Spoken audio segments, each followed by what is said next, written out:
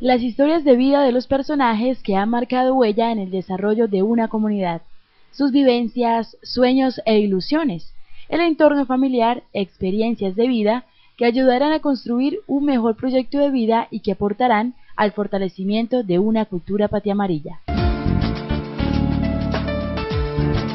A continuación veamos un corto resumen sobre el Caney Comunero que don Pedro Agustín Díaz Arenas preparó para todos nuestros televidentes, por supuesto en homenaje del Día de los Comuneros que se celebra el 16 de marzo. Veamos.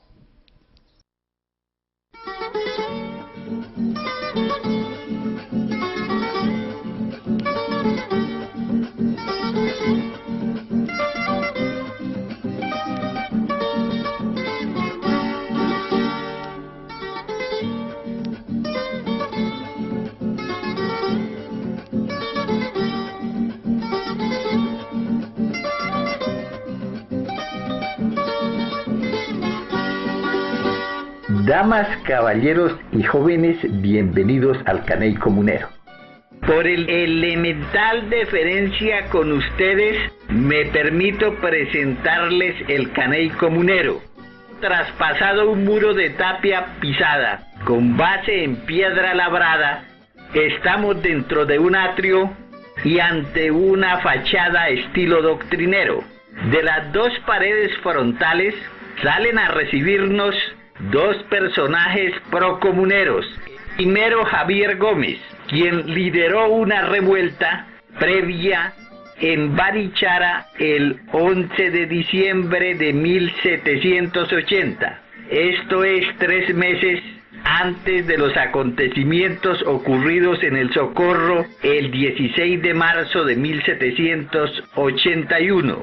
Este joven, que resultó el bisabuelo de un personaje muy conocido en el departamento y aún en el país. Se trata del conde de Cuchicute, quien vivió en la primera parte del siglo pasado. Este conde, un individuo estrambótico, pero al mismo tiempo un empresario exitoso. En segundo lugar, y por el costado izquierdo se asoma Fray Ciríaco de Archila, monje dominico, promotor ideológico de la revuelta comunera. Él escribía versos no muy pulidos, pero sí altamente motivantes y de gran contenido político. Ahora sí, entremos al Caney.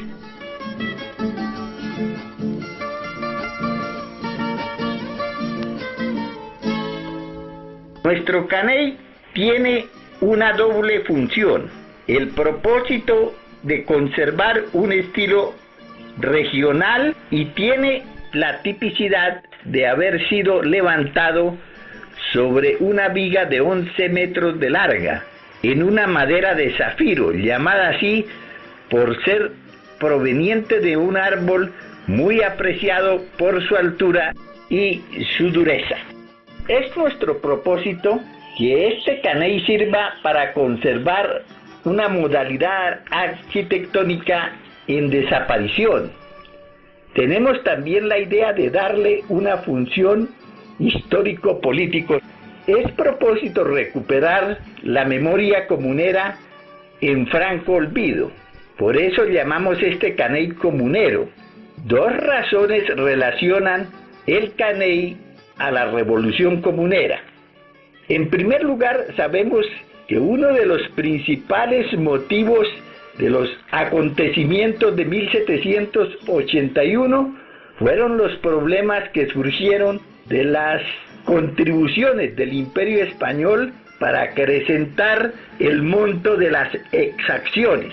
Los tributos gravaban abusivamente la producción de tabaco e incluso sometían a un riguroso control su producción. Esto lo llamaban estanco. El despotismo llegó hasta prohibir el cultivo de tabaco en la región. Por otra parte, los caneyes sirvieron a los comuneros como recinto de reunión de sus procesos rebeldes. En el Caney se congregaban los atumultados comuneros para discutir problemas, establecer estrategias y evaluar resultados políticos. Estamos, así pues, en un recinto dedicado a recuperar la memoria histórica, al culto de los héroes comuneros y a favorecer el análisis de los problemas sociopolíticos actuales. Una explicación más amplia sobre el Caney y los comuneros se dicta en un cursillo que tiene lugar aquí los fines de semana. A continuación, veamos una pequeña y corta entrevista que nos quiso regalar el señor don Pedro Agustín Díaz Arena en compañía de don Alfonso León Cancino. Nos encontramos en el Caney Comunero, que como ustedes sabrán a continuación, es el santuario donde se rinde homenaje a esos paisanos nuestros que ya en la muy distante época de finales del siglo XVIII hicieron la revolución comunera. Pero lo importante hoy, además de señalar el sitio que verán que es muy especial, es hablar con su inspirador, su fundador, su financiador, múltiples roles que ha tenido el doctor Pedro Agustín Díaz, y él es realmente la persona que le ha dado vida a esto, y por tanto nadie mejor que él para que nos cuente de los orígenes, del sentido de este maravilloso sitio, y pues de pronto también nos ayude con una visión panorámica a que recordemos cómo fue esto de la revolución de los comuneros ante nuestros televidentes, y para que también nos cuente muchas cosas respecto a este fabuloso sitio. Pues en estos días he pasado mucho tiempo en este Caney porque estamos a punto de inaugurarlo en su actividad. Ya, bueno, lo que es el Caney está terminado, diríamos, el Caney físicamente hablando, desde hace un año, por decir algo. Pero nos quedaba, por ejemplo, hacer un programa de video.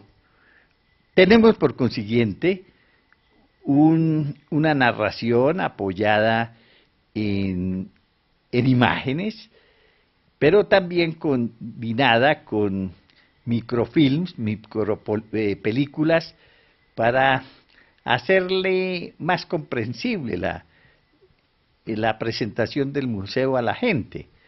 Un guía corriente pues tiene su tema que repite todos los días, que les explica lo que es el recinto a la gente.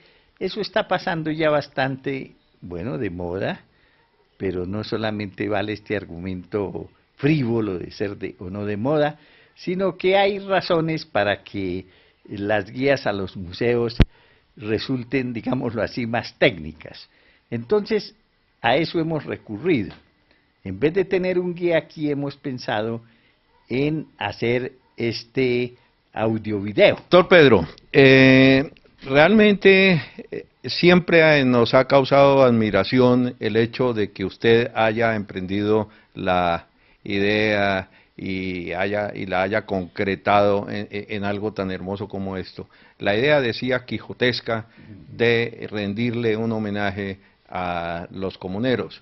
Yo quisiera que nos contara cómo fue esto en sus inicios, qué lo hizo pensar en que esto sería una obra que indudablemente le va a servir mucho a Barichara. Bueno, realmente si conecto mi vida con la construcción de todo esto y la puesta en funcionamiento, pues el cuento nace cuando conocí por primera vez a Barichara. Con esto advierto que yo soy de origen Barichara, mi familia, tanto por mis ancestros masculinos y femeninos, son de la región de Barichara, de Cabrera, de Galán. Ellos vivieron en todas estas partes, pero mi ascendencia directa abandonó la región en la primera parte del siglo pasado, a causa de que mi abuelo Pedro Agustín Díaz Ortiz fue eliminado en la plaza un día de elecciones. Entonces todos se fueron a distintas regiones del país. Primero estuvimos en San Gil, luego en Fusagasugá, luego en Bogotá, etcétera.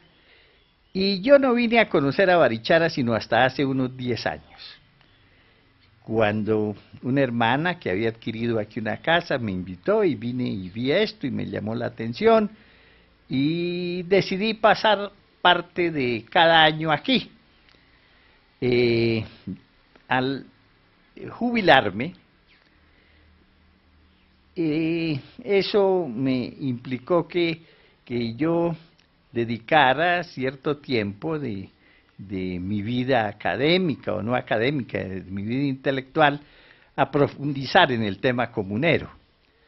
Advierto que he trabajado en el tema comunero desde cuando era profesor de Derecho Constitucional de la Universidad Nacional, al punto de que mi último libro publicado allá, que se llama La Constitución Política del 91, lleva un primer capítulo que se titula Las capitulaciones comuneras Carta Magna.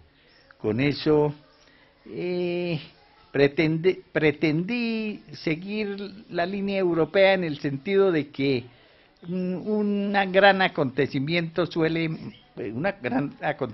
sociopolítico suele marcar el constitucionalismo en estos países. Por ejemplo, Inglaterra, cualquier texto de derecho constitucional inglés comienza por afirmar que los más remotos orígenes del derecho constitucional inglés es la famosa Carta Magna de Juan Sin Tierra, y que de ahí arrancan pues los orígenes del constitucionalismo. Entonces, dentro de esa búsqueda, yo había llegado a esta concreción. Bueno, y estando ya aquí en Barichara y dedicándole tiempo al asunto comunero, pude también constatar un hecho que me impactó mucho, y es que lo que fue la revolución comunera está olvidada, no solo en el país, sino en Santander.